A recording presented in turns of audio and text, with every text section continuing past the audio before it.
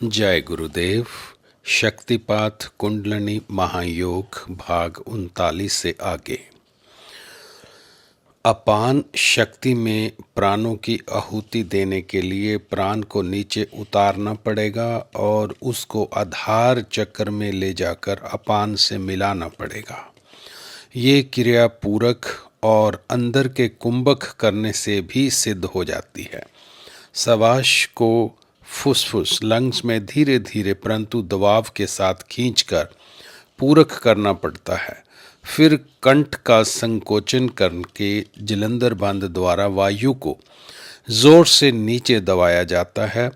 इस क्रिया से कुछ अभ्यास के पश्चात प्राण शक्ति ऊपर के भाग की सब नाड़ियों से ईड़ा पिंगला नाड़ियों में खींचकर नीचे की ओर उतरने लगती है और धीरे धीरे कंध के पास मूल आधार चक्र में एकत्र हो जाती है। वहाँ पर योगी ने पहले से ही सिद्धासन अथवा गुदा को संकोचन करके मूलबंध द्वारा अपान शक्ति को रोका हुआ होता ही है। इस प्रकार दोनों का योग किया जाता है। ये प्राण की अपान में आहुति हुई। फिर रेचक द्वारा धीरे धीरे प्रावाश को निकाला जाता है और मूलबंध तथा पेट को पीठ की ओर खींचकर उड्डयन बंद द्वारा नीचे की नाड़ियों से अपान को ऊपर खींचकर प्राण से मिलाया जाता है। इस प्रकार फिर दोनों का योग होता है। यह अपान की प्राण में आहुति देना है। उक्त प्रकार दोनों के योग करके प्राण के सुषुम्ना में प्रवेश करने पर असली प्राणायाम की सिद्धि होती है।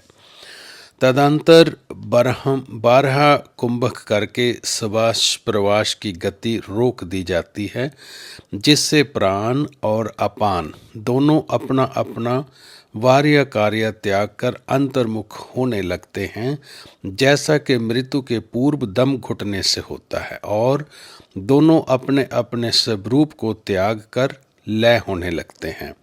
यही प्राण अपान की गति निरोध रूप तीसरा यज्ञ है।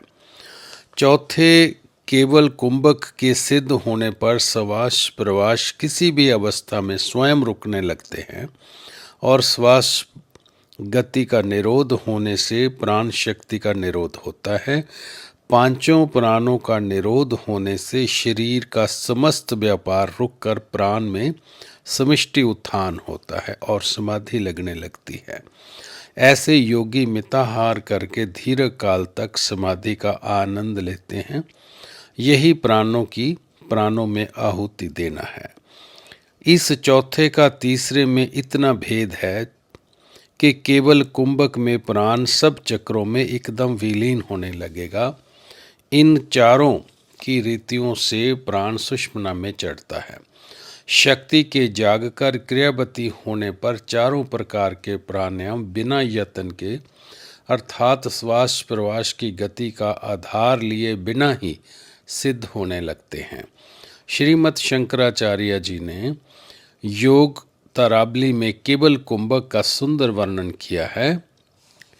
मूल, उड्डयन और जलंधर तीनों बंधों के अभ्यास की परिपक्व अवस्था होने पर प्रकट होने वाली उस केवल कुंभक रूप विद्या का मैं भजन साधन करता हूँ, जो रेचक और पूरक से वर्जित है और सब विषयों के प्रवाहों को सुखा डालती है।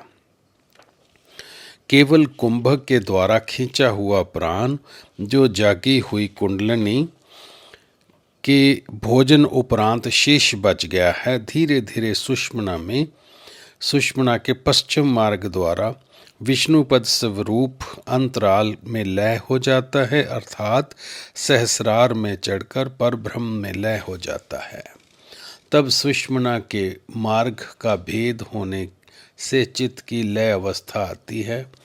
मातृका शक्ति के जागने के कारण सिद्ध मंत्रों की प्राप्ति होती है।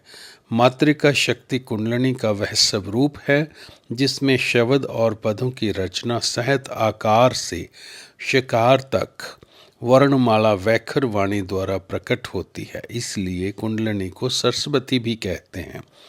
सरस्वती के सिद्ध होने पर मंत्रों एवं पदों का स्वयं विकास होने लगता है और योगी में विख्यान देने अथवा रचने की शक्ति आ जाती है।